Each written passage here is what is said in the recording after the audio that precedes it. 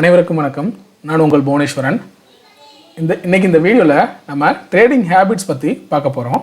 நீங்கள் ஒரு ட்ரேடராக இருக்கீங்க அப்படின்னா உங்களுக்குன்னு ஒரு சில ஹேபிட்ஸ்லாம் இருக்கணும், ஓகேவா? அந்த ஹேபிட்டை வந்து நீங்கள் ப்ராப்பராக ஃபாலோ பண்ணணும். அப்போ தான் உங்களால் ட்ரேடிங்கில் கன்சிஸ்டண்ட்டான ப்ராஃபிட்டை வந்து எடுக்க முடியும். ஸோ அது எந்த மாதிரியான ஹேபிட்ஸ்லாம் ட்ரேடிங்கில் நம்ம வந்து ஃபாலோ பண்ணலாம் அப்படின்னு சொல்லிட்டு ஒரு சில ஹேபிட் பற்றி நம்ம இங்கே சொல்ல போகிறோம். ஸோ வீடியோவை ஸ்கிப் பண்ணாமல் பாருங்கள், உங்களுக்கு வந்து ரொம்பவே இது வந்து யூஸ்ஃபுல்லாக இருக்கும்.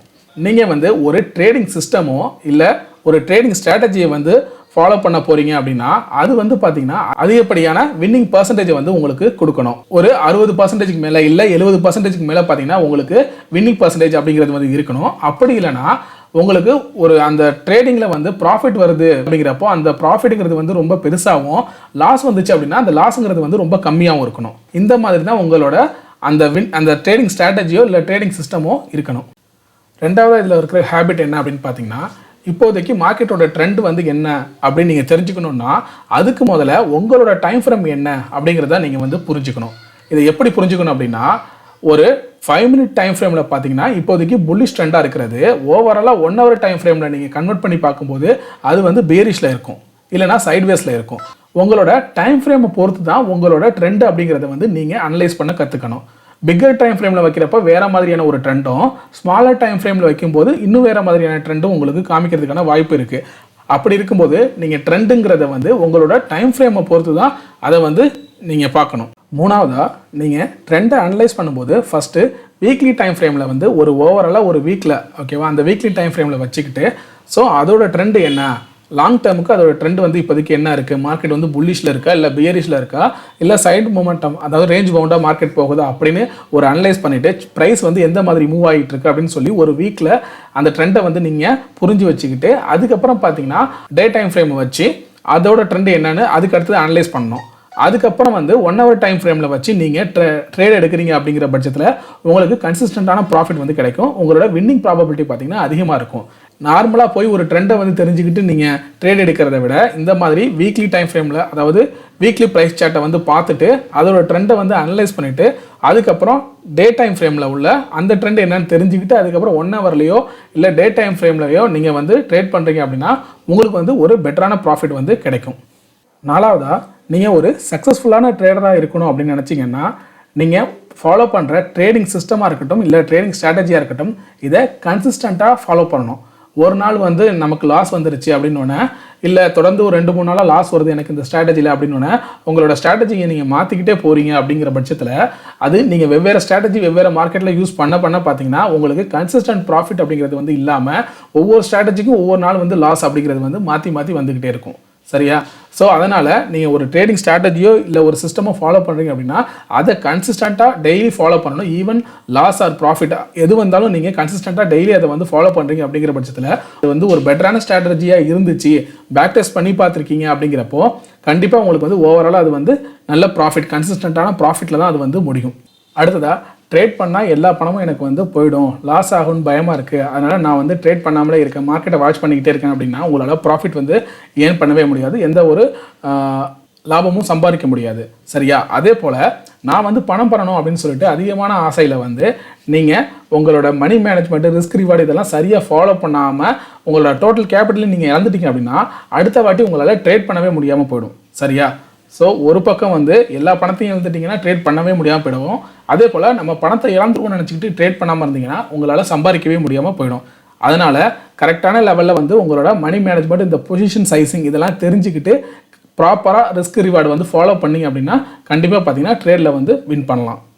அடுத்ததாக, ஒரு ட்ரேடர் வந்து எப்போ வந்து ஒரு சக்ஸஸ்ஃபுல் ட்ரேடராக இருப்பார் அப்படின்னு பார்த்தீங்கன்னா அவர் முதல்ல தன்னைத்தானே நம்பணும். நம்ம வந்து ஒரு நல்ல ட்ரேடர் அப்படின்னு நம்பணும். அது மட்டும் இல்லாமல் ஒரு நல்ல வின்னிங் ட்ரேடிங் சிஸ்டம் இல்லைன்னா ஒரு நல்ல வின்னிங் ட்ரேடிங் ஸ்ட்ராட்டஜியை வந்து அவர் வந்து ஃபாலோ பண்ணணும்.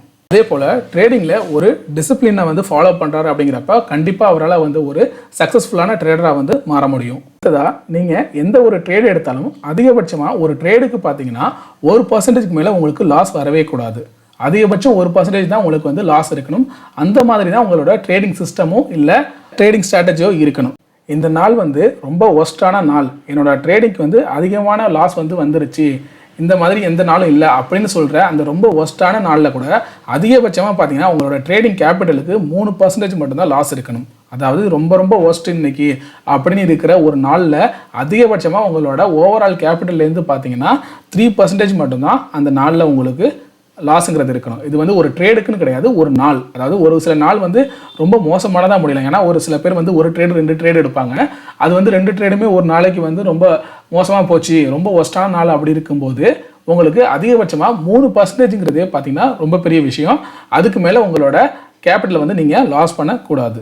அடுத்ததாக பொதுவாகவே ஷேர் மார்க்கெட் அப்படின்னா ஒரு நிச்சயமற்ற தன்மை அப்படிங்கிற ஒரு விஷயம் இருக்கும். அதாவது மார்க்கெட் வந்து இது இப்படி தான் நடக்கும், மார்க்கெட் இந்த டைரெக்ஷன் தான் போக போகுது, கண்டிப்பாக இதுதான் நடக்கும் அப்படின்னு எந்த ஒரு 100% பர்ஃபெக்ட் அப்படிங்கிற எந்த ஒரு விஷயமும் கிடையாது. அப்படி இருக்கிறப்போ மார்க்கெட் எப்படி வேணாலும் ஒலட்டைலாக மாறலாம், எப்படி வேணாலும் ஏறி இறங்கலாம். அப்படி அந்த மாதிரி இருக்கிற டைமிங்கில் பார்த்தீங்கன்னா உங்களோட ரிஸ்க்கை பொறுத்து உங்களோட பொசிஷன் சைஸிங் அப்படிங்கிறது வந்து பார்த்தீங்கன்னா ரொம்பவே வந்து ப்ராப்பராக இருக்கணும். சரியா? அப்படி இருக்கும்போது தான் உங்களோட லாஸஸை வந்து ரொம்ப கம்மி பண்ண முடியும், ப்ராஃபிட் வர டயத்தில் வந்து நல்ல ப்ராஃபிட் வந்து பண்ண முடியும்.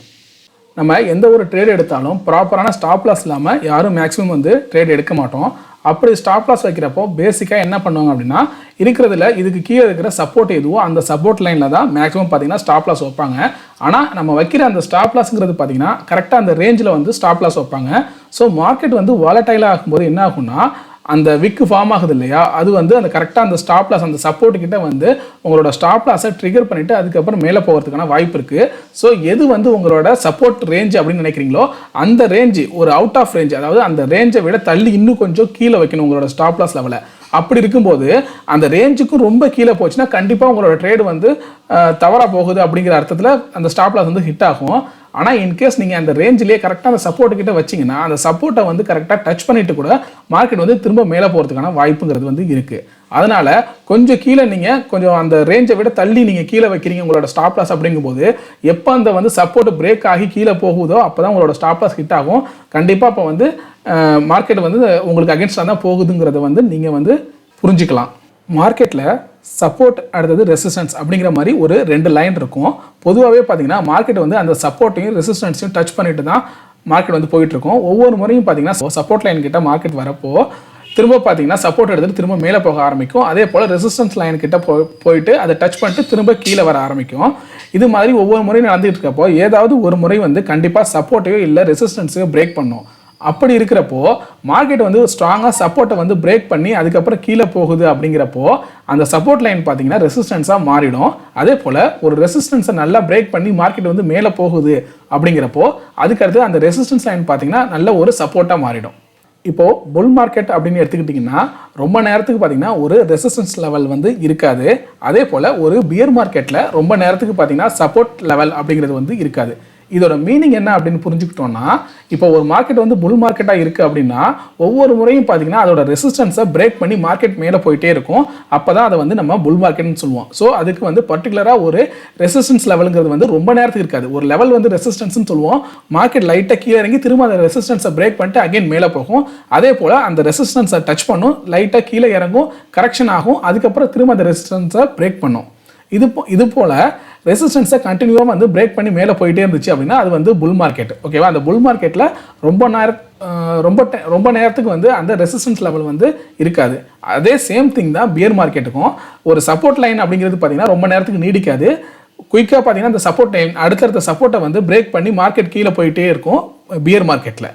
இப்போ நம்ம ரெசிஸ்டன்ஸ்க்கு சொன்ன மாதிரி தான் ஒரு சப்போர்ட் இருக்குது அப்படின்னா ஃபஸ்ட்டு வந்து இந்த சப்போர்ட்டை பிரேக் பண்ணும், அதுக்கப்புறம் லைட்டாக மார்க்கெட் மேலே ஏறி கொஞ்சம் கரெக்ஷன் ஆகும், திரும்ப அடுத்த சப்போர்ட் லைனை வந்து பிரேக் பண்ணும். ஸோ ஒரு சப்போர்ட் லெவல் அப்படிங்கிறது பார்த்தீங்கன்னா ரொம்ப நேரத்துக்கு வந்து நீடிக்காது பியர் மார்க்கெட்டில். Trend is your friend. அதாவது எப்போவுமே பார்த்தீங்கன்னா மார்க்கெட்டில் என்ன ட்ரெண்டோ கரண்ட்டாக என்ன ட்ரெண்ட் இருக்கோ அந்த ட்ரெண்டை தான் நீங்கள் ஃபாலோ பண்ணுமே தவிர ட்ரெண்டுக்கு அகேன்ஸ்டாக உங்களோட ட்ரேடு வந்து இருக்கக்கூடாது.